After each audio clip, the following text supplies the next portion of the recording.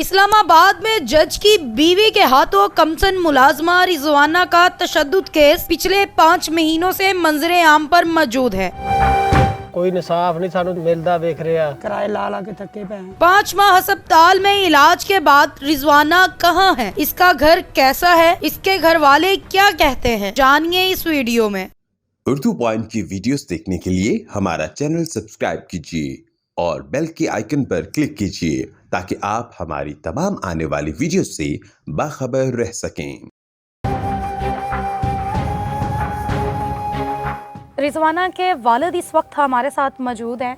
इनसे जानते हैं कि वो जो केस चला, एक जज की बीवी के ऊपर मुकदमा हुआ, रिजवाना पे तशद्दुद हुआ, आज 5 माह के बाद वो केस कहाँ पर खड़ा है, क्या रिजवाना को इंसाफ मिल पाया, सारे माजरा क्या है क्या नहीं है, आइए इन्हीं से जानते हैं। सर, सबसे पहले तो बहुत बहुत आपको मुबारक हो, अल्लाह ताला की बरकत है, रहमत है कि रिजवाना माशाल्लाह अब से हिजाब हो चुकी है।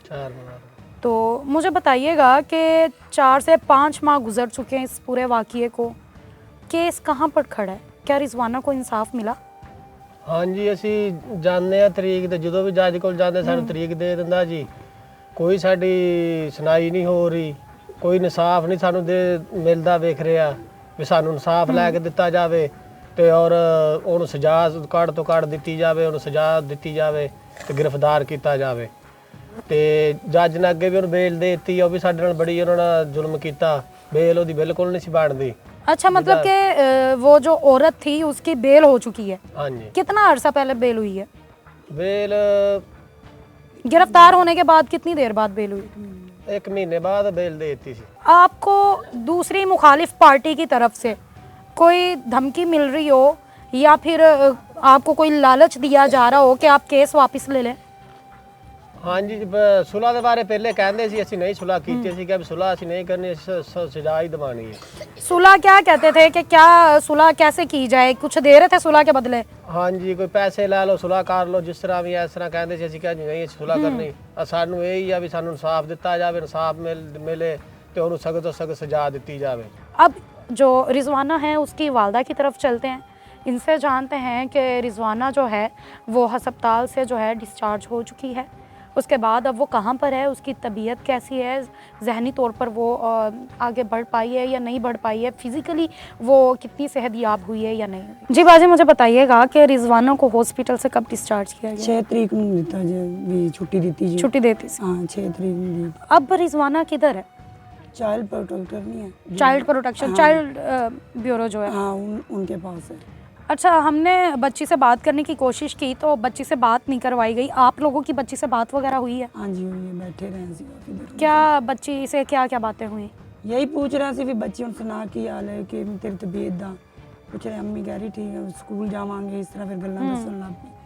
तो ये पूछ रही भी इंसाफ मिलेगा कि नहीं, असी आखिया हुण जा रहे हैं इंशाल्लाह इसी तरीक ते, तो हुण पता लगेगा भी की करदे ने साडे नाल। हाँ 6वां महीना सानू चढ़ चुका सी, जा जा के किराए ला ला के थके पे हैं, महीने दे महीने जाने, दूसरे दिन तीसरे या महीने तरीक दे देंगे सन।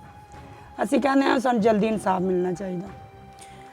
बच्ची जो है वो बाहर से तो शायद उसके ज़ख्म अब भर चुके हैं, हाँ मेंटली तौर पर, जहनी तौर पर क्या वो उन चीज़ों से बाहर निकल पाई है? अभी तो नहीं। वो यही कहती अम्मी भी मैं उसके सामने नहीं होना, मैंने तो डर आंदा, खौफ आंदा, तो अजे बयान भी रहते, पेशी भी लाजमन लगनी बच्ची दी, तो वही फिर देखेंगे हम करनगे ना भी उसके सामने से बच्ची नहीं पेश करनी। बच्ची कहती है कि मैंने उस औरत के सामने नहीं जाना, बिल्कुल। उन फिर यही गल की अम्मी मैं उसके सामने को नहीं जाना। उंज माशाल्लाह गल्लां सही के दसदी है भी जिवें जिवें कीता, जिवें मारदी रही, सारियां गल्लां दा वो कहंदी भी इन्ना ही, वो कहंदी मैं उंज ही उहदे नाल ओही हालात होवे। बच्ची जो है अब सुना है कि उसको स्कूल में भी भेज रहे हैं वो, हाँ जी, तो बच्ची कितनी, आज पहला दिन था माशाल्लाह, बच्ची कितनी खुश है? माशाल्लाह आई खुशी भी मैं पढ़ने जा रही हूँ, तो बार बार यही कह रही सी इंसाफ मिले मैं जल्दी, वो भी अंदर जावे, यही सजा उहदे नाल ही होवे। इसके अलावा बच्ची ने और क्या बातें अब आपको बताई हैं? बहुत कुछ बताया उसने, जो उहदे नाल गंदा पानी गलीस जड़ा उन्होंने देखो पिलाओ का पानी हो जड़ा पोची करके पानी पियाते, वो पानी उसको पिलाते थे, उसी को पिलाती थी, उतो काकरोच भी खवांदी रही मेरी बच्ची ने, कितना जुल्म उस जनानी ने किया, केड़ा सी दसी है। बच्ची तो सेहतमंद हो रही है, सारी गल्लां दस दी है। खाना बच्ची को मिलता था अच्छा कि नहीं? ਬਿਲਕੁਲ ਨਹੀਂ ਦਿੰਦੀ ਸੀ। ਕਹਿੰਦੀ ਤੇਰੇ ਵਾਸਤੇ ਨਹੀਂ ਖਾਣਾ ਬਣਾਇਆ, ਮੈਂ ਆਪਣੇ ਬੱਚਿਆਂ ਵਾਸਤੇ ਬਣਾਇਆ, ਤੂੰ ਆਪਣੇ ਜਾ ਕੇ ਬਾਹਰ। ਆਦੀ ਮੈਂ ਜੰਮੀ ਮੈਂ ਖਾਣਾ ਖਾਣ ਬੰਦੇ ਮੈਨੇ ਖੜੀ ਕਰ ਲੈਂਦੇ ਉਸ ਕੋਲ, ਇੱਥੇ ਬਹਿ ਵੇਖ ਖਾਣਾ ਖਾਂਦੇ ਸਾਨੂੰ। ਉਹ ਵੇਖਦੀ ਹੁੰਦੀ ਸੀ, ਤਰਸਦੀ ਹੁੰਦੀ ਸੀ। ਆਦੀ ਮੈਂ ਅੰਜੂ ਕਰਾਂਦੀ, ਮੈਨੂੰ ਹੁਣ ਤਾਂ ਅੰਦਰ ਬਾਹਰ ਸਵਾਇਆ ਨਹੀਂ, ਉਹਨੂੰ ਬਾਹਰ ਸਵਾਉਂਦੇ ਹੁੰਦੇ ਸੀ ਬੱਚੀ ਨੂੰ। ਉਹਦੇ ਨਾਲ ਬਾਰਿਸ਼ਾਂ ਦੇ ਵਿੱਚ ਬਾਹਰ ਰਹੀ ਹੈ, ਸਰਦੀ 'ਚ ਬਾਹਰ ਰਹੀ ਹੈ। ਉਹਨਾਂ ਤਾਂ ਅੱਜ ਦੁਸ਼ਮਣ ਵੀ ਨਹੀਂ ਇੰਨਾ ਜ਼ੁਲਮ ਕਰਦਾ ਜਿਨ ਉਸ ਬੱਚੀ ਨੇ ਜ਼ੁਲਮ ਉਸ ਦਿਨ ਕੀਤਾ ਜਨਾਨੀ ਨੂੰ। ਆਂਢੀ ਗਵਾਂਢੀ ਦੇਖਣ ਵਾਲੇ ਕੋਈ ਨਹੀਂ ਸੀ ਉੱਥੇ, ਜਿਹੜੇ ਉੱਥੇ ਮੈਂ ਤਾਂ ਕਹਿੰਦੀ ਮੁਲਾਜ਼ਮ ਉਹਨਾਂ ਨੇ ਵੀ ਨਹੀਂ ਉਹਨੂੰ ਵੇਖਿਆ।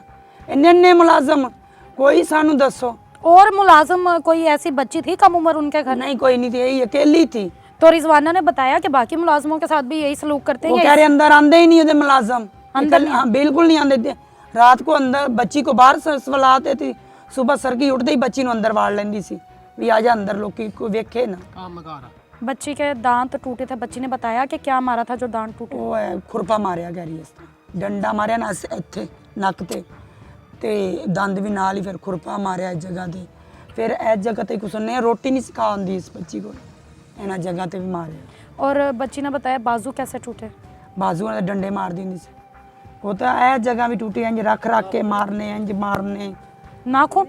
ਹਾਂ, ਨਾਖੂਨ ਵੀ ਖਿੱਚੇ? ਹਾਂਜੀ ਦੋਨੇ ਨਾਖੂਨ ਹੈ ਵੀ, ਪੈਰਾਂ ਦੇ ਵੀ ਤੇ ਹੱਥਾਂ ਦੇ ਵੀ ਸਾਰੇ ਖਿੱਚੇ ਉਸਨੇ। बच्ची की दादी भी हमारे साथ मौजूद है, इनसे बात करके देखते हैं कि ये क्या कहती हैं। मुझे बताइएगा कि बच्ची जब भेजी थी तब आप घर में मौजूद थी जब पहली दफ़ा बच्ची उधर भेजने लगे थे? ਜੀ ਨਹੀਂ ਸਾਨੂੰ ਨਹੀਂ ਪਤਾ। ਤੁਹਾਨੂੰ ਨਹੀਂ ਸੀ ਪਤਾ? ਨਹੀਂ। ਬੱਚੇ ਦੀ ਜਦੋਂ ਤੁਸੀਂ ਹਾਲਤ ਵੇਖੀ ਤੇ ਕੀ ਹਾਲਤ ਸੀ?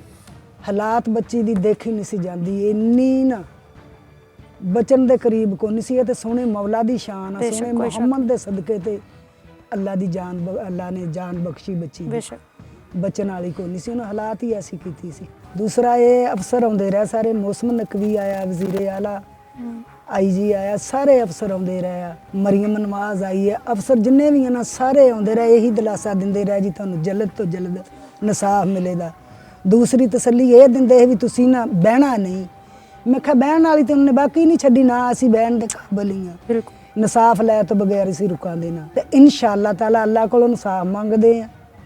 7ਵੇਂ ਮਹੀਨੇ ਦੀ ਬੱਚੀ ਆਈ ਹੋਈ ਆ ਹਸਪਤਾਲ 'ਚ, ਇਹ 12ਵਾਂ ਮਹੀਨਾ ਆ ਗਿਆ, ਹਜੇ ਤੱਕ ਕੋਈ ਇਨਸਾਫ ਦੀ ਉਮੀਦ ਨਹੀਂ ਹੋਈ। ਹੁਣ ਵੀ ਉਹਨਾਂ ਅੱਗੇ ਇਹੀ ਅਪੀਲ ਆ ਮੇਰੀ ਵੀ ਸਾਨੂੰ ਇਨਸਾਫ ਦਿੱਤਾ ਜਾਏ, ਤੇ ਇਨਸ਼ਾਅੱਲਾ ਅੱਲਾਹ ਦੇ ਹੁਕਮ ਨਾਲ सोने मोहम्मद दे सदके ते इंसाफ लैके रुकांदे, इंज कदी ना रुकांदे इंशाल्लाह। बहुत शुक्रिया माँ जी। हमने रिजवाना से बात करने के लिए चाइल्ड प्रोटेक्शन ब्यूरो में रब्ता किया, मगर उन्होंने हमें ये जवाब दिया कि कोर्ट के ऑर्डर की वजह से वो रिजवाना से हमारी बात नहीं करवा सकते, जिसकी वजह से रिजवाना की फ़ैमिली की आपने बात सुनी और जैसे ही रिजवाना से बात करने का मौका मिला तो इंशाल्लाह रिजवाना के पास जाएंगे और उसकी बात भी आप तक पहुँचाएँगे। मुझे दें इजाज़त, वस्सलाम।